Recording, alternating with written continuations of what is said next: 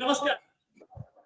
हमारे विदेश मंत्री जयशंकर साहब ने पाकिस्तान को धमकी तो दी ही, लेकिन उसके साथ साथ पाकिस्तान को बहुत कुछ खरी खोटी सुनाई भी, और वो भी इंटरनेशनल फोरम पे। मैं आपको एक वीडियो दिखाना चाहता हूँ। ये पहले आप देखिए कि जयशंकर साहब ने बोला क्या।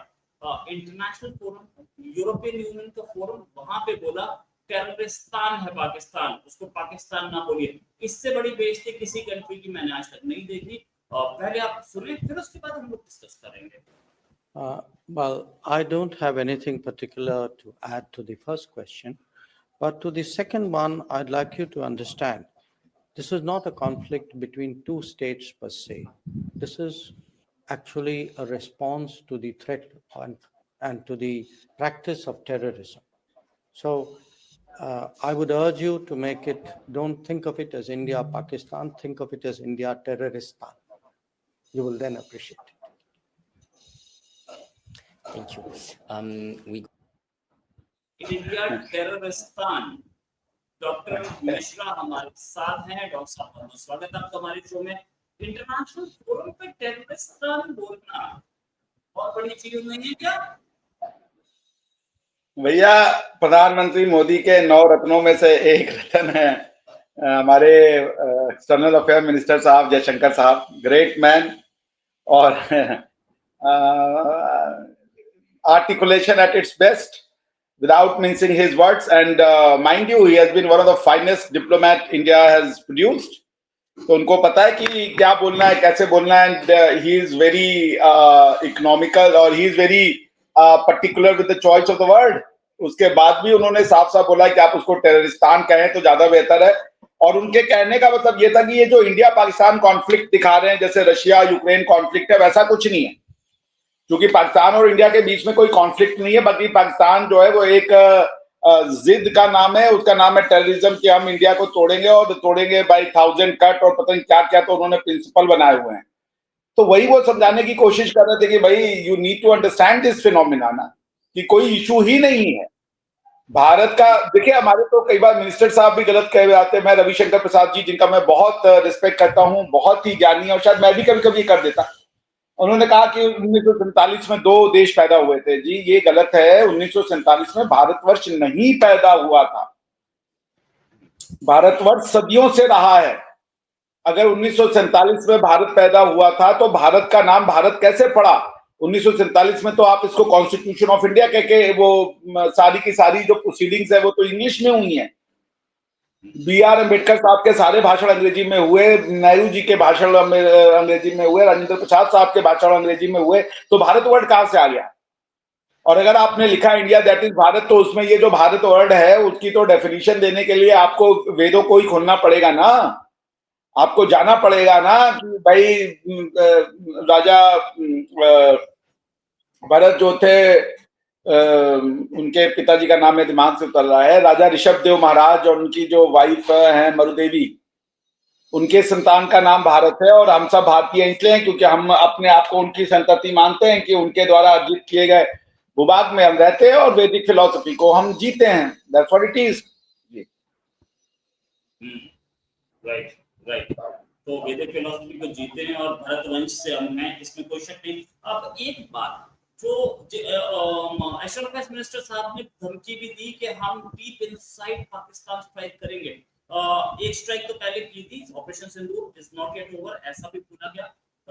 लेकिन ये डीप इनसाइड पाकिस्तान, क्या ये पॉलिटिकल गिमिक है या एक्चुअल में धमकी दी जा रही है कि हम अंदर मारेंगे? नहीं, पाकिस्तान को ये बात समझाना जरूरी है, बिकॉज कि पाकिस्तान इस वॉर के देखिए, पाकिस्तान की आर्मी बड़ी रॉन्ग फुटिंग पे है। पाकिस्तान की आर्मी जो अपने लोकल ट्रस्ट है, फेथ है, कॉन्फिडेंस है, वो खो चुकी है। देखिए, दुनिया की कोई भी आर्मी, पूरे विश्व में कोई भी यदि आर्म फोर्सेज हैं, सशस्त्र सेनाएं हैं, सशस्त्र सेना बल है, वो बिना अपनी लोकल सपोर्ट के, अपनी जनता के सपोर्ट के, वो कोई भी बल के रूप में एग्जिस्ट नहीं कर सकते, किसी फोर्स के रूप में वो एग्जिस्ट नहीं कर सकते। पाकिस्तान की आर्मी का लोकल जो बेस है वो बहुत ही इरोडेड हो चुका है। लोगों का ट्रस्ट अपनी आर्मी में नहीं है, बल्कि 70-80% लोग पाकिस्तान का के लोग ये मानते हैं कि पाकिस्तान की समस्याओं की जड़ में आर्मी है। इस्लाम को जिस तरीके से वेपनाइज करके और टेररिज्म का एक टूल बनाया, उसके पीछे भी पाकिस्तान आर्मी है। ये लोग जो मुल्ला मिलिट्री अलायंस है, ये फैटल है पाकिस्तान के लिए। और उस मुल्ला मिलिट्री अलायंस के कोर में, उसके फलक्रम में सिर्फ और सिर्फ एक इंस्टीट्यूशन है, वो है उनका उनका जो आम आर्मी है। तो फिर जो जब जब उनकी आर्मी पूरे के पूरे, ये जो आप देख रहे हैं जो भी रायता फैला हुआ है भारत पाकिस्तान के बीच में, उसका उसका उसके कारण ही वही है। तो ऐसे में जब सुब्रमण्यम साहब, जयशंकर साहब कह रहे हैं कि हम घुसकर मारेंगे, वो पाकिस्तान के लोगों को मैसेज नहीं दे रहे हैं, वो पाकिस्तान की सेना और उस मुल्ला मिलिट्री अलायंस को दे रहे हैं कि योर टाइम इज ओवर।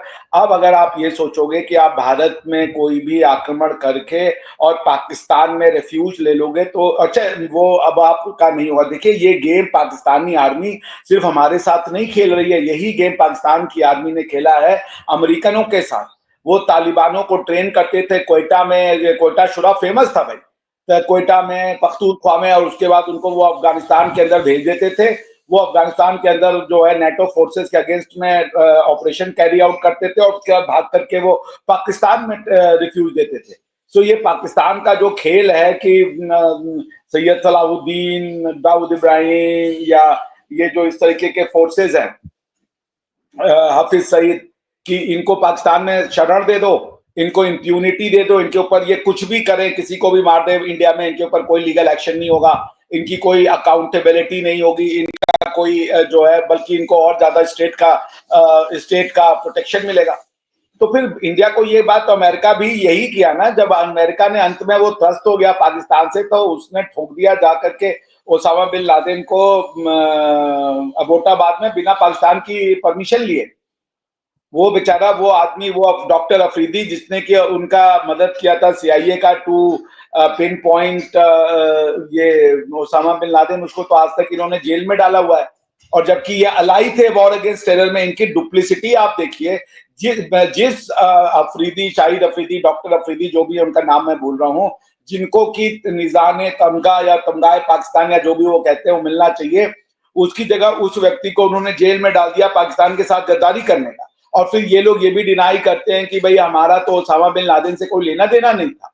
अगर ओसामा बिन लादेन से आपका कोई लेना देना नहीं था और आप वॉर ऑन टेरर में अमेरिका के अलाई थे, और वॉर ऑन टेरर का सिर्फ एक ही ऑब्जेक्टिव था, अलकायदा और उसके हेड का सर्वनाश करना, जिसमें कि टॉप जो नंबर 1 वांटेड लिस्ट में था अलकायदा के, उसका नाम ही ओसामा बिन लादेन था, वो आपके यहाँ पर।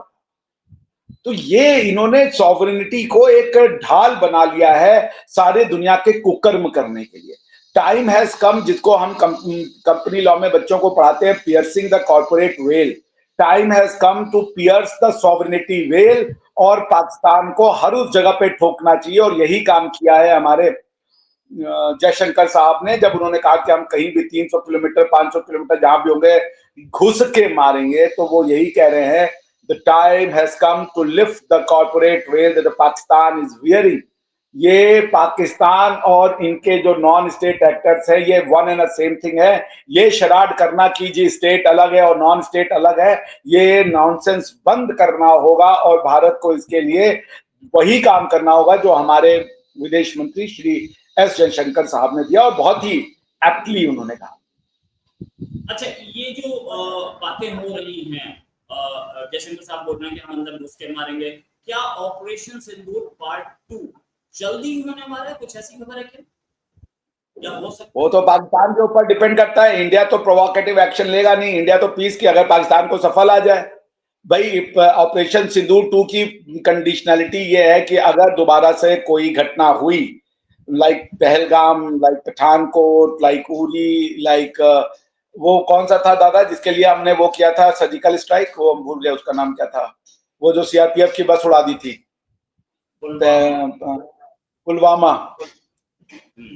तो वो चाहे पुलवामा टाइप का एक और एक्शन हुआ, तो फिर ऑपरेशन सिंदूर का मतलब भी समझ लीजिए। ऑपरेशन सिंदूर 1 O.0 और ऑपरेशन सिंदूर 2.0 में अंतर ये होगा कि operation 2.0 will not make a distinction between Hafiz Saeed and the army. 1.0 में हमने टेररिस्ट के ठिकानों को ठोका था, 2.0 में हम पाकिस्तान आर्मी के ठिकानों को ठोकेंगे। प्रधानमंत्री मोदी ने ये स्पष्ट कर दिया है। तो ऑपरेशन 2.0 को, ऑपरेशन सिंदूर 2.0 को कोई अगर हल्के में ले रहा है तो वो फिर समझ नहीं रहा सीरियसनेस की, मैटर के सीरियसनेस को। क्षमा। Right, right. Thanks a lot, Abhishek ji, for joining, sir. And उम्मीद है जल्दी एक डिस्कशन और करेंगे।